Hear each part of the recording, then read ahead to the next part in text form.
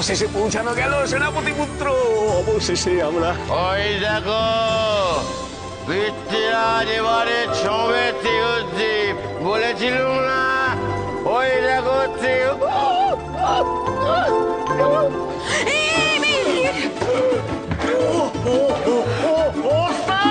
উস্তাদ! উস্তাদ! কি রে বাবা? আরে উস্তাদ! হায় হায় হায় হায়, আবার মধুর রসে টই তুম্বুর হয়ে রয়েছে। দ্বীপে পৌঁছতে না পৌঁছতেই আবার এই হাল। এই কি ব্যাপার বলো তো? তোমাদের ওস্তাদ কি সবসময় এরকম করে নেশা করে থাকে নাকি? মোটেই না, মোটেই না। কি মোটেই না? হ্যাঁ, কি মোটেই না? দেখতেই তো পাচ্ছি তো তার হাল। এবার কি হবে? আরে তাহলে আবার কি? কি আর হবে? আমরা তো পৌঁছে গেলাম নাকি? হ্যাঁ, আরে বাবা, উস্তাদ দুটো সময় খায়। ওই একবার জায়গা খুঁজে পেলে আর একবার জায়গা খুঁজে না পেলে। হ্যাঁ উস্তাদ! উস্তাদ! অগ্নি, আমরা এখন কি করব? ত্রিহুত দ্বীপে তো আমরা এসেই গেলাম। আমরা কি তোতাকে এখানে রেখেই নামবো? রাজকন্যা, তোতাকে এখানে রেখে যাওয়াটা নিরাপদ হবে না। তার কারণ এই ধরুন আমরা নিচে নেমে গেলাম, আর ফেরার আগে যদি তোতা নেশার মধ্যে জাহাজটা উল্টো পথে নিয়ে চলে যায়, তখন কি হবে বলুন তো? রাজকন্যা, আমি বলি কি, ওকে বিশ্বাস করাটা ঠিক হবে না। তাই চলুন ওকে নিয়েই নেমে যাই। ঠিক বলেছেন সেনাপতি পুত্র, বরং ওকে নিয়ে নামাই ভালো। আচ্ছা, আমরা নামবো কি করে? আমরা না হয় তবুও লাফিয়ে নামতে পারবো, কিন্তু পৃথ্বীরাজ কি করে নামবে? অত ভাবতে হবে না, সব ব্যবস্থা করা আছে, সবাই নামতে পারবে।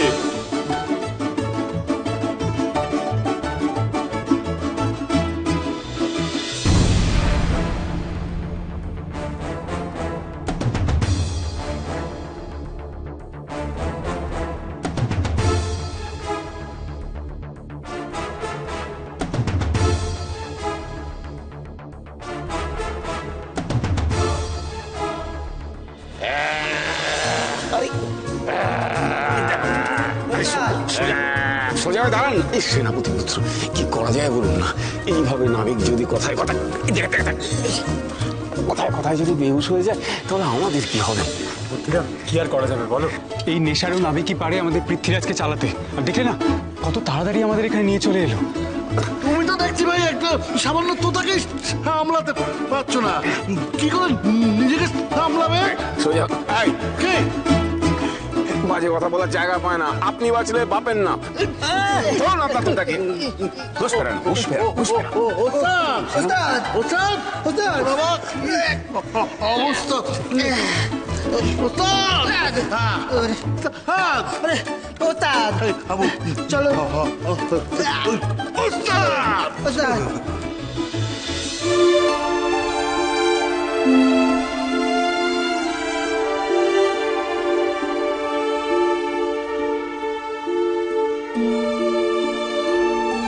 জায়গাটা কি শান্ত, নিরিবিলি। রানীমা, শিকার তো তাহলে হাতের মুঠোয়। হ্যাঁ মহারানী, এবার ওদের তাহলে বন্দি করুন। সে তো করবই, সেই অপেক্ষাতেই তো রয়েছি। অভ্যর্থনাটা ভালো করে জানাতে হবে তো ওদের।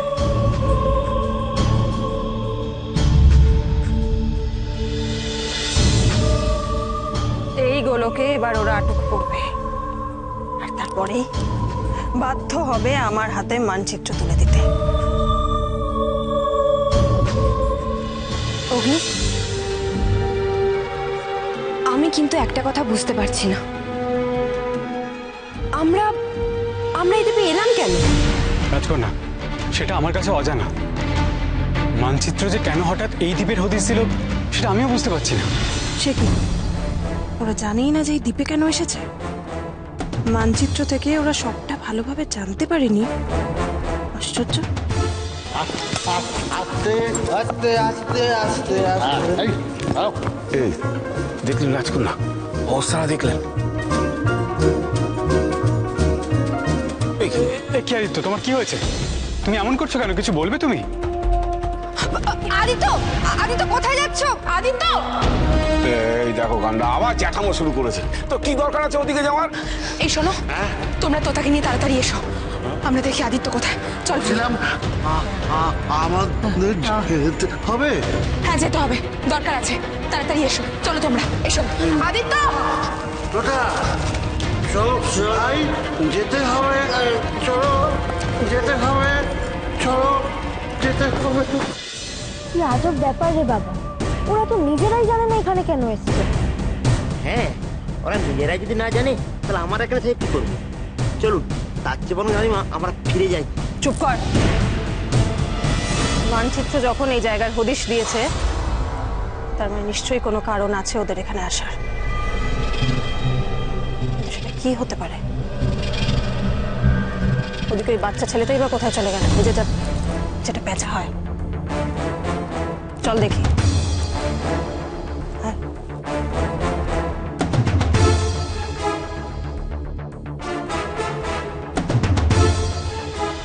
আদিত্য! আদিত্য! আদিত্য!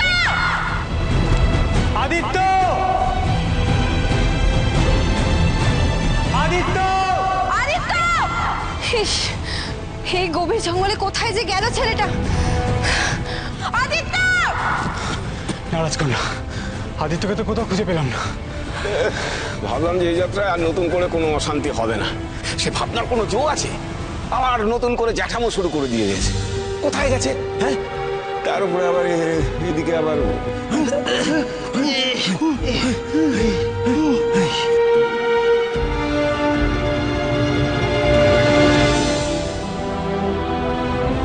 অগ্নি, ওই দেখো।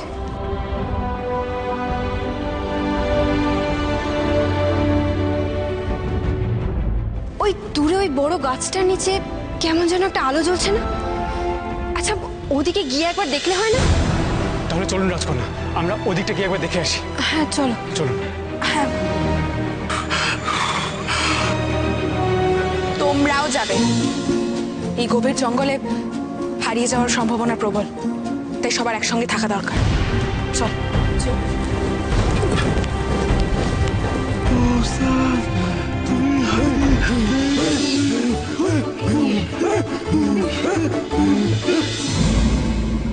এই তো অগ্নি, ভূমি, হৈমি, বুদ্ধিরাম, তোমরা সবাই এসেছো। বাহ, বেশ। আমি যে তোমাদের জন্যই অপেক্ষা করছিলাম। এটা কার গলা? গলাটা কেমন চেনা চেনা লাগলো না? হ্যাঁ, আমারও তাই।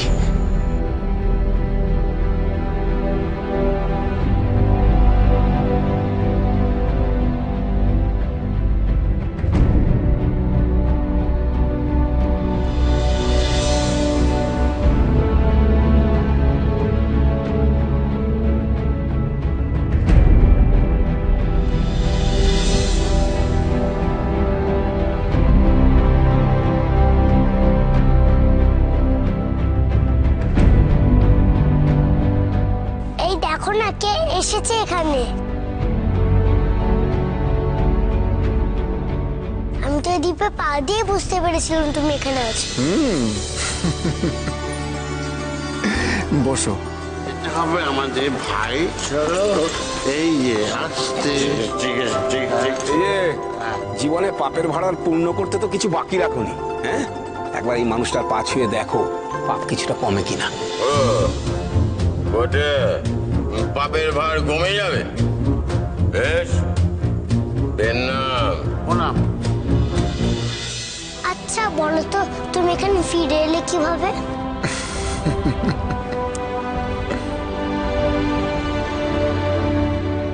তোমাদের মনেও নিশ্চয়ই একই প্রশ্ন জাগছে। একে বলা যায় সাধনা। সেই সাধনার শক্তিতেই আমি আবার তোমাদের কাছে ফিরে আসতে পেরেছি। মোহিনীর কোনো অশুভ শক্তি এই সাধনার শক্তিকে বিনাশ করতে পারবে না। হয়তো ক্ষণিকের জন্য তার শক্তি হ্রাস ঘটাতে পারে।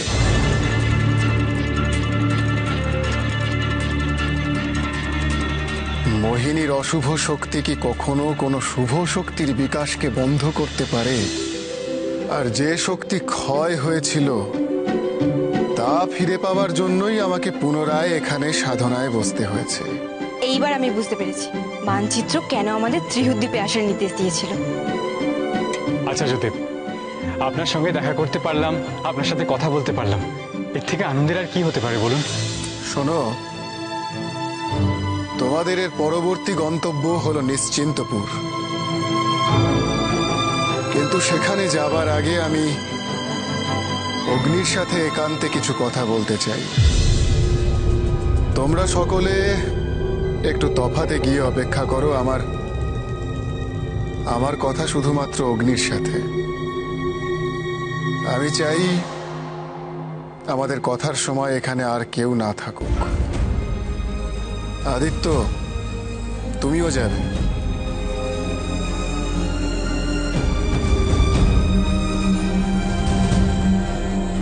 প্রণাম। প্রণাম। এই ধর বাবু।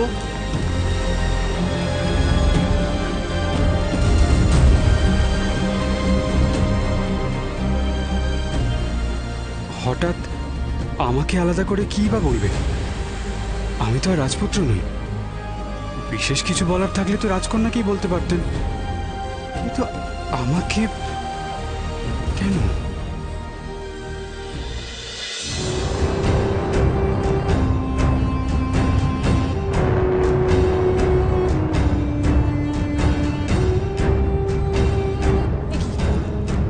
ভূমিরা কোথায় গেল? রানীমা, আমরা কি তাহলে ভুল দিকে চলে এলাম? ভুল দিকেই এসছি মনে হচ্ছে। ওই প্যাঁচা ছেলেটাকে খুঁজতে ওরা নিশ্চয়ই অন্য কোথাও গেছে, অন্য কোনো দিকে। সব তোদের জন্য হলো, সারাক্ষণ খালি বাড়তি কথা। চলে আয়, ওপাশটা দেখবো।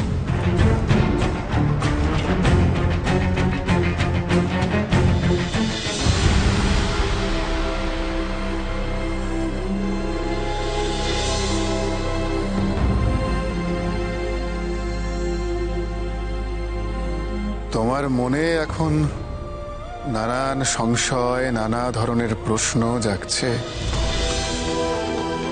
তাই তো অগ্নি? হ্যাঁ আচার্যদেব, আমি আসলে বুঝতে পারছি না, আপনি হঠাৎ আমাকে এমনভাবে আলাদা ডেকে। কালের নিয়ম অগ্নি, সবই কালচক্রের খেলা। আর কালের এই জাতাকল থেকে আমরা কেউ মুক্ত নই। তাই এখন সময় হয়েছে তোমাকে আলাদা করে কিছু বলার। বলুন না আচার্যদেব। তার আগে তুমি বলো যে তুমি মন থেকে, অন্তরাত্মা থেকে চাও তো যে ভূমি রূপনগরের সিংহাসনে বসবে? হ্যাঁ আচার্যদেব, যেদিন থেকে আপনার কাছে আমাদের দুজনের জন্ম রহস্য জানতে পেরেছি, ঠিক সেই দিন থেকেই রাজকন্যাকে রূপনগরের উত্তরাধিকারী হিসেবে আমি মেনে নিয়েছি। আর ভূমির জীবন রক্ষা, তার সম্মান রক্ষা? আচার্যদেব, সেটাই আমার জীবনের একমাত্র ধর্ম হিসেবে আমি মেনে নিয়েছি। রাজকন্যাকে রক্ষা করা আমার প্রধান কর্তব্য। বাহ, তোমার কথায় আমি খুবই প্রসন্ন হয়েছি অগ্নি। কিন্তু আমি এখন তোমায় যে কথাগুলো বলবো, তারপর হয়তো তোমার মনের প্রসন্নতা আর থাকবে না, কিন্তু এটাই ভবিতব্য। শোনো অগ্নি, খুব মনোযোগ দিয়ে শোনো।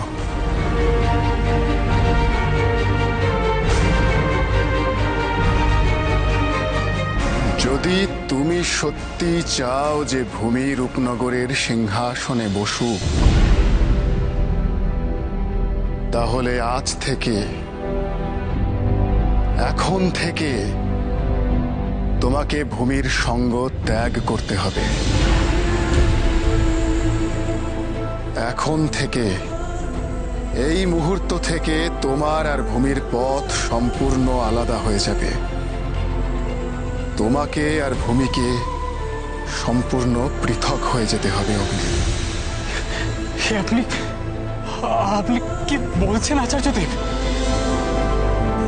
ওই যে বললাম ভবিতব্য, এই মুহূর্তে তুমি আর ভূমি পৃথক হয়ে না থাকলে মোহিনীর বিনাশ কোনো মতেই সম্ভব নয়।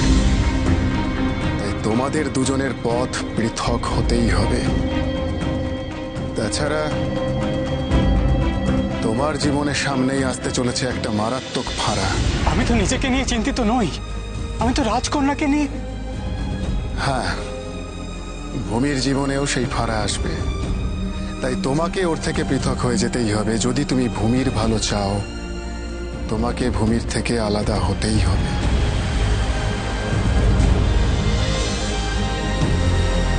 আচার্যদেব, এ আপনি কেমন বিধান দিলেন? এ আপনার কেমন বিধান? আমার নয় অগ্নি, এ কালের বিধান। আর ভূমির মঙ্গল যদি তুমি চাও, তাহলে কালের এই বিধান তোমাকে মেনে নিতেই হবে।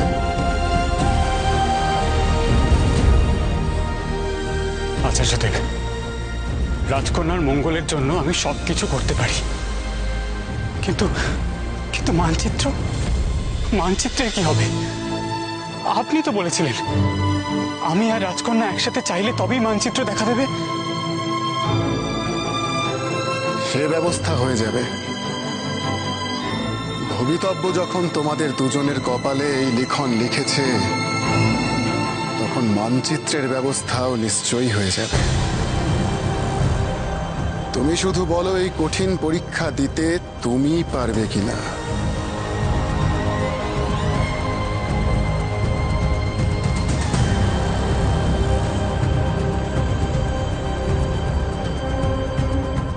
আর একটা কথা অগ্নি, এই যে নির্দেশ আমি তোমাকে দিলাম, এ কথা তুমি কাউকে জানাতে পারবে না। ভূমি সহ কেউ না। মনে রেখো, তোমাকে ওর থেকে পৃথক হয়ে যেতে হবে, কাউকে এই আদেশের কথা কিচ্ছু না জানিয়ে। কথাটা যেন মনে থাকে।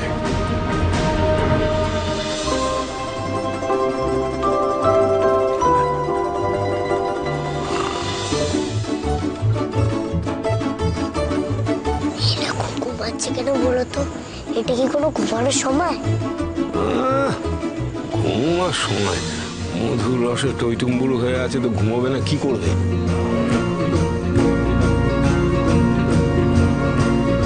এদের যদি জাগিয়ে দেওয়া যায় তাহলে কেমন হয়? হ্যাঁ, জোরে জোরে খুব মজা হবে। দাঁড়াও দাঁড়াও দাঁড়াও দাঁড়াও।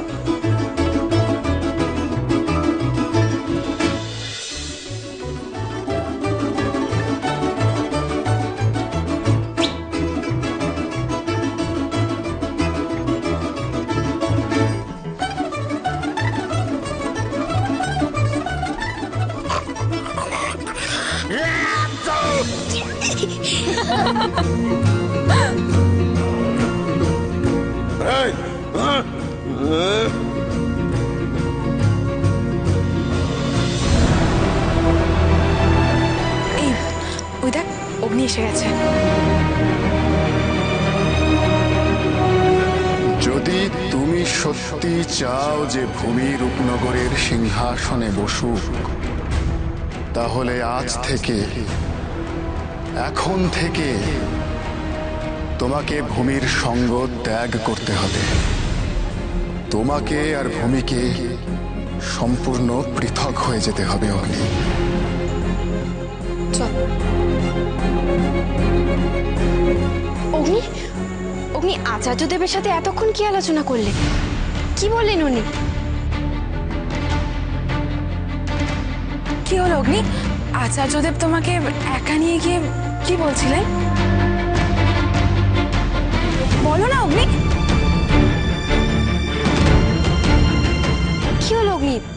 তুমি যদি কিছু না বলো তাহলে তো আমরা বুঝতে পারবো না আমাদের পরবর্তী পদক্ষেপ কি। বা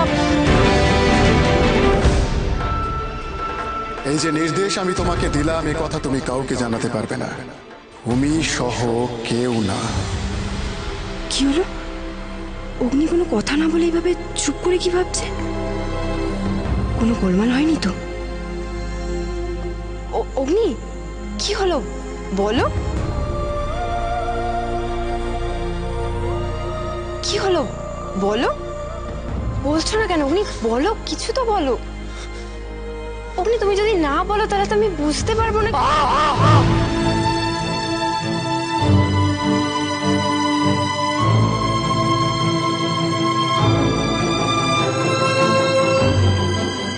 আপনারা সবাই চুপ করুন, চুপ করুন সবাই।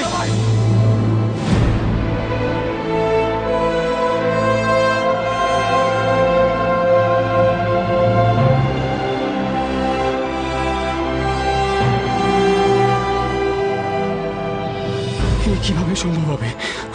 আমি আমি আমি তো ভাবতেই পারছি না। রাজকন্যা, রাজকন্যা, আজ থেকে আমি আর আপনি পৃথক হয়ে গেলাম। আমায় আমায় ক্ষমা করবেন রাজকন্যা।